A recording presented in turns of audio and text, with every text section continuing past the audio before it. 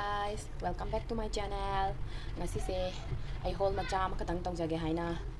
tawjabane ado mayamda share toujaningdana video se semjakhibane ado isi ngangbasu kaya heijade aduna mayamna soikhib yaorabasu ngkpigani haina khalle mayam aise Purplle dagi pot khara tenjabane ado ngasi yauree ngasi amadi hana yaurakhre hana yaurakhibasidi aina hangdokjagre ado ngasi yaurapasidi hangdokjadri ado mayam hangaga yengminase ado mayam aigi video se aham yengbibo oiragadi subscribe tawbiramo aduga mayam ai hangdokjarage aduga mayam yengminase ai posting sigi review tawjarake posting janamba aina hana sizinajragraba ngaktane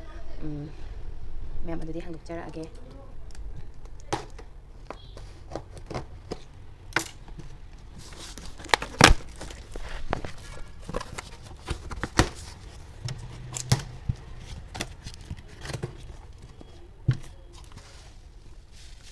posingde yam phajana pack tawe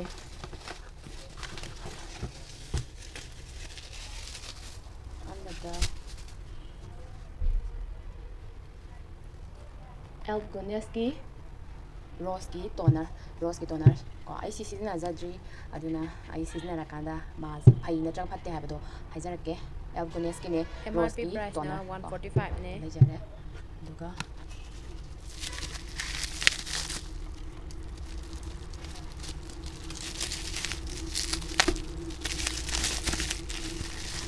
ini sisa mana ya ama katang jarak ya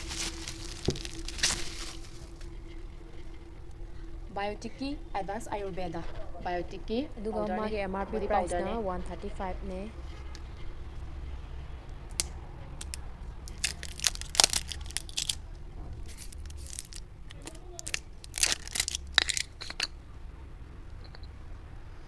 manam se dum nusiya si mayam ay hangdokjaraga yengjage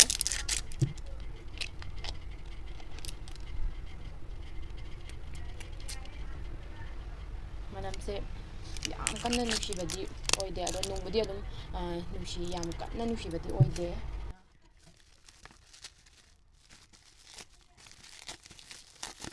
aduga sina rosip ki serum ne glow karaga yam nungai sizina matamda aduga magi MRP price yam nungai ay mamang dusana sizinajagre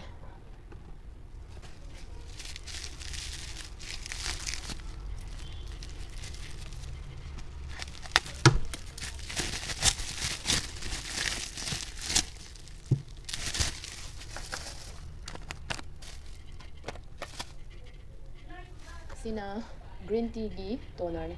green tea gi elgoneski green tea gi toner ne sidi ai hana sizinajagre yam fresh oibane aduga yam nungai sizinara ko manamsu yam nusibane MRP price na 145 ne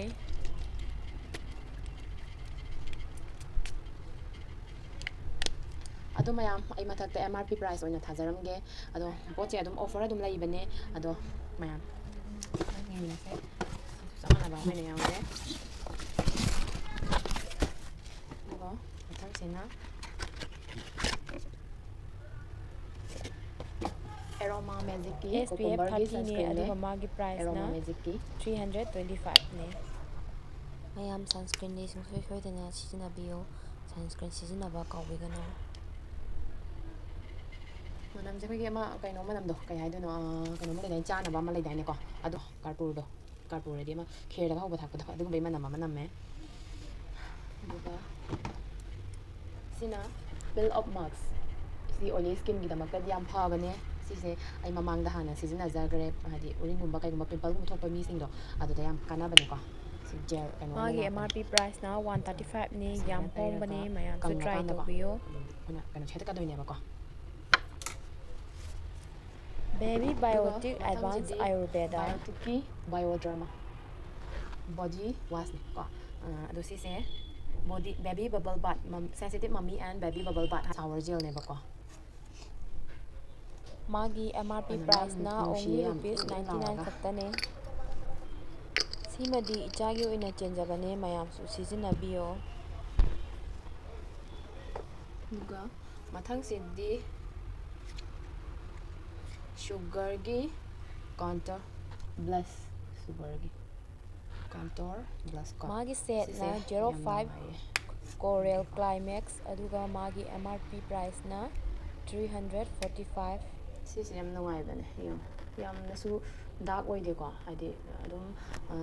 akoina nutigi adum kebada adum sizinaba yani bako yam simple oy aduga matu yam light oy yam dark oibodo di oide magi set tuju ay adum nakanda adum hapcharamge aduga description da su link hapcharamge ado sidi ay hana sizinagare yam nungaibane mathang sina sugar gi translucent powder Aduga price na 599 ne.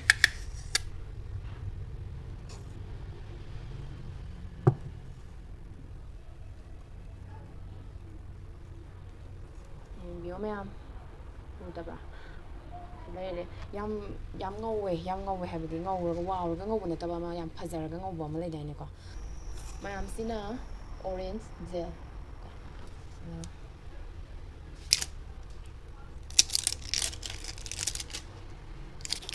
cream oina dum sizinarasu yabane sisi ko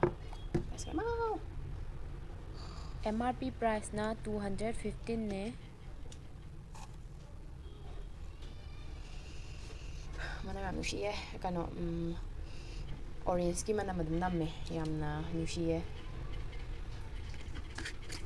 nong susuraba kanam tawri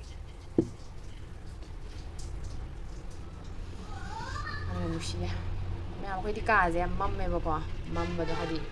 nakana khoi di yam pri ina sabado adu yum yam mamme do thongaw ma pa na mane do nong khara churi e mana nushiye duga sina sugar gi lipstick ka Aduga MRP price na 499 ne.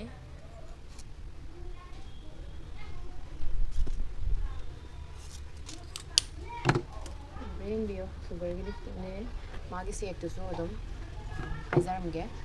ado magi set sina 13 rose of hai ko 13 rose of ado sugar gi lipstick oiro kai oiro mai product sin jeloine sizina banu ngai bane sisi ai hana dum atopa color da sizina jaga yam no ngai sizina kanda kai chin khara kang bado jam dry oibado adu haidi sanjala kanda atopa lipstick no ngai tab yawe bako ado sima yam no ngai yam try to bio mathang sina aloe vera Magi MRP price na 175 ne.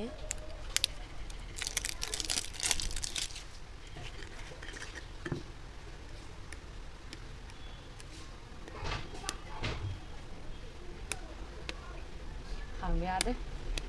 ay no takibo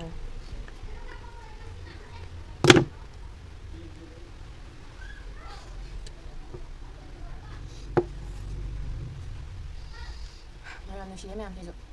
kai nam ing lauraga nushi bata mai oye sina brow definer ne ko Aduga MRP price sugar gi brow definer 499 ne. Jerry brown magi hai number na 01 magi set number na 01 aduga sumaina lakane ko sumaina lakane sumaina ubi mayam sumaina lakane brush magi sibete ko sumaina lakane ado yam nungai bane sisi na kanda yam natural ta bane isagi adum man bane sisi na jabate haidi ivory bu matamda yam jakna yam dark oina tabasu lai ko chongtho lai bido adumaina tawdabane yam nungai bane sisu try tawbiyo mayam si yam nungai bane yang sama kabin thang da yam duga sina dala boski compact ne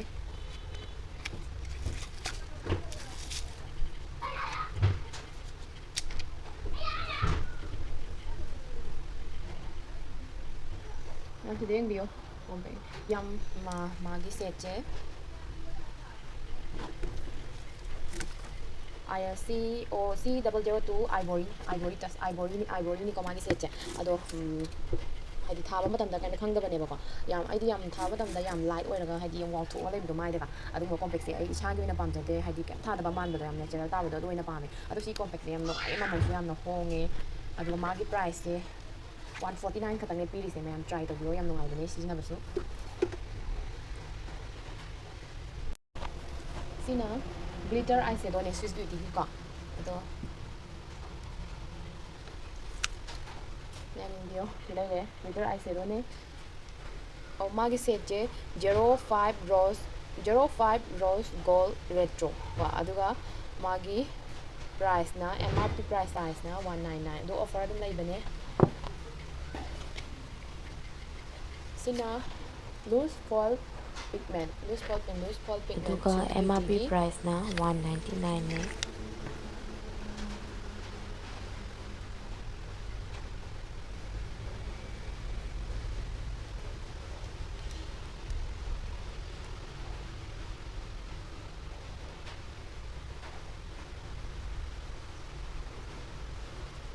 se leire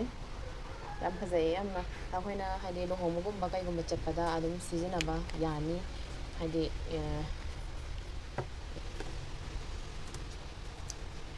sina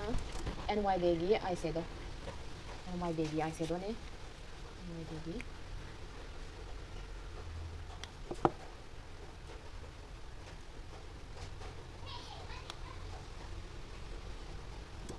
si leire NY baby eyeshadow ne magi price na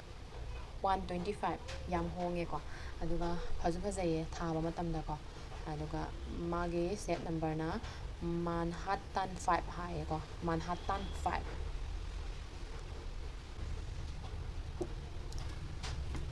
adi mayam ngasi posing is lojare ado mayamna pambiba yaorabasu ai discussion da link hapcharamge mayamna link to dagi changaga order tawbiyo posing se loina hongbane aduga loina sizinaba su nungaibane anamba ina loina sizina jagraba ngaktane ado mayamna try tawbiyo mayam ngasi gidi bye bye